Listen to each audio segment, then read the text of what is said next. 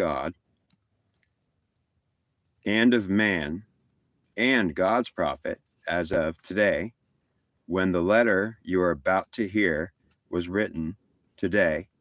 and it is only hours old. And so I shall and will read it now, and as of now, it is in effect the will of God and his elect. Remember the days of when men raised the dead, when those that were brought back from the dead, remember pilots of the raised, and remember the days when the men of old were of renown, who sought after the good things which brought pleasure to the heart. Many times in history, it has been written that good men die young and old men never die. Days like those are gone from us and are forgotten, no more to be witnessed in the books that are forgotten now and lost forever. And so, my men of long ago, you once existed in a place long since forgotten, and now thought never to have been. From the beginning to the end, it has been lost to history. All that you have forgot, you have not remembered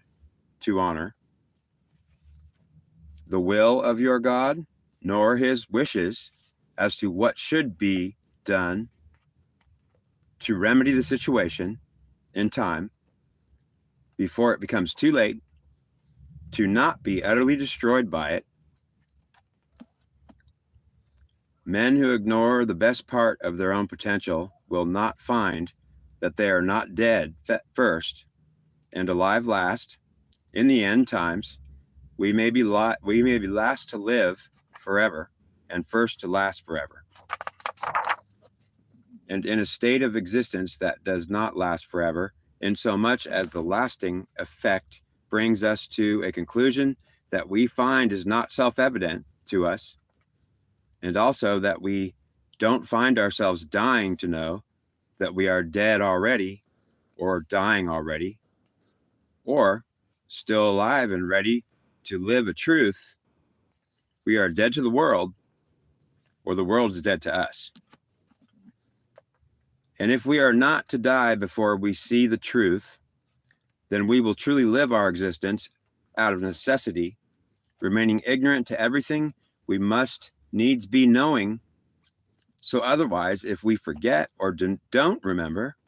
that this is not an option and will not be tolerated at any time or almost under any circumstance, except in the very few cases that may apply, where truth before tricks and honor is discovered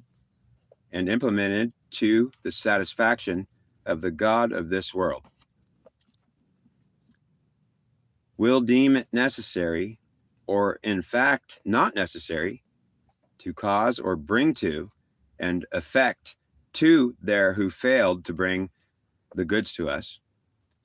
to bring the goods to those of us that feel that the goodness of God is not as good as the godliness or goodness of men. And in the time within the boundaries and borders of God's ideas,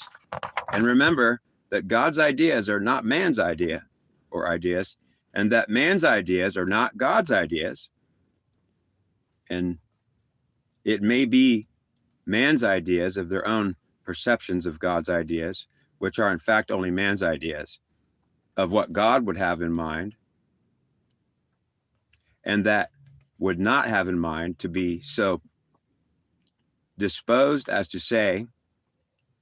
may just be man's lies and deceitful ideas that man does not have to believe should he decide to deceive himself, and that to deceive others should not be considered in his lies, so long as his lies are considered to be God's ideas and not ideas that man should have. Considering man has no say in God's plan for mankind or man's plan for God's plan, men may be planning for God's kind in mankind, and God's kind in man. Never underestimate the power of planning your own demise or that of another who has not been chosen by men, yet has been chosen by God, and who also has been chosen by those not in charge of men, so may not be at liberty to make those choices, choosing the chosen of God, and who have not been elected by choice, but by votes from other men whom have little choice in choosing the chosen of men or the chosen of God or his elect, yet may vote as free men, men as not part of the chosen or elect of God, or men, or of God or his elect, and free to vote as just men of this world and not of that chosen elect, and so may not choose to decide to interpret their own ideas to that of which is not their own idea,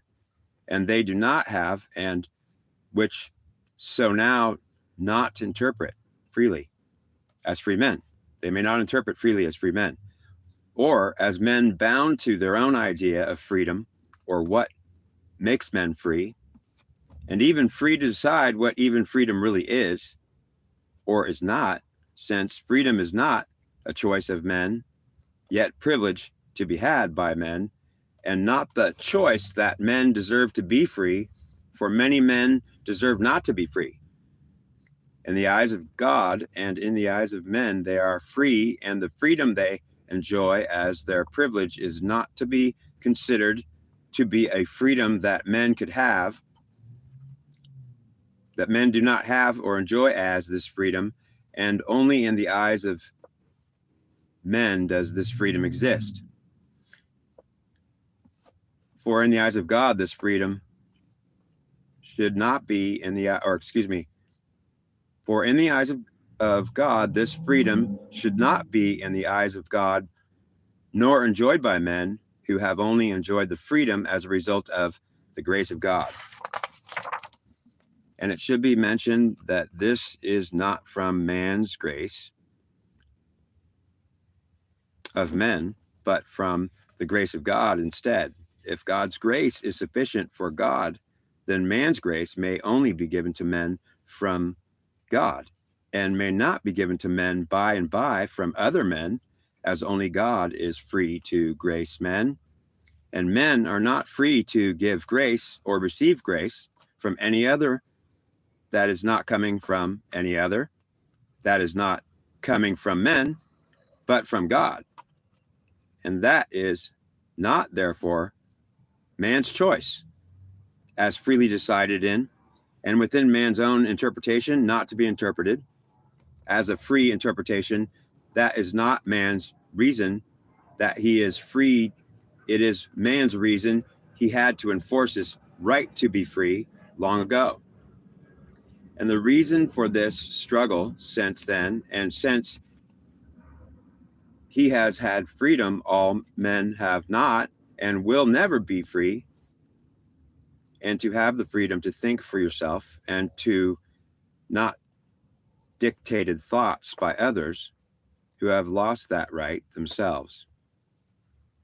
Never to know that even they may not be aware themselves that they are not that, then that already aware and are aware of that actually, and aware not of this actually not aware, or that being the case, or of that being the case.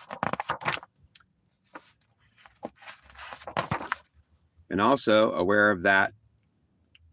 and are not aware of this at all, in fact, so will think that they can be so enjoying the fruits of their labors.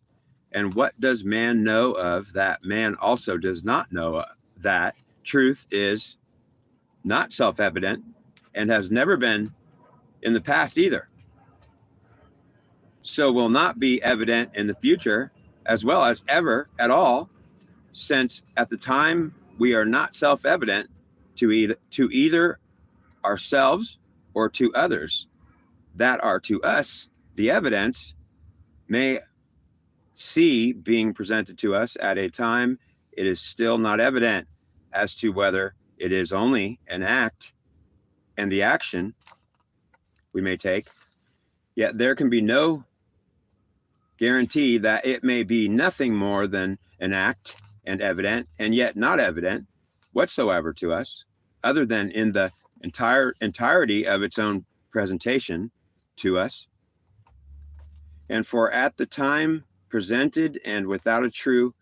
cause to merit belief in it, if freedom is free to act freely, entirely on its own belief and without the proper consent of God, men may act deficiently or deceitfully and deceive themselves totally and deceive others totally in a grand opera of total deception, acting entertained by it, and by, not as a self-sufficient cause, not to act or be entertained by it, or its idea of itself, or its idea of what self should be or should not be.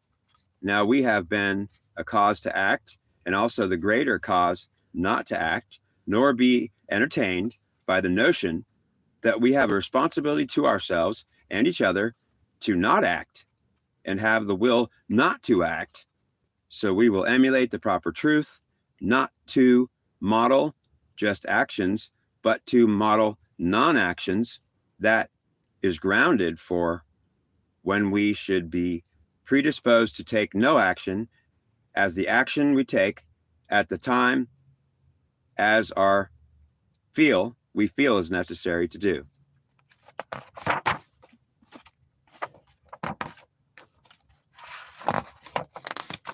However, we or may not become to know this. We may also miss the fact that we only feel this. And it is true that it's not just an action, nor just our feeling. This is the case, and the case in point that we are calling our truth and belief and desire as well. And so now our reason to exist as well. That'll do it. That's it.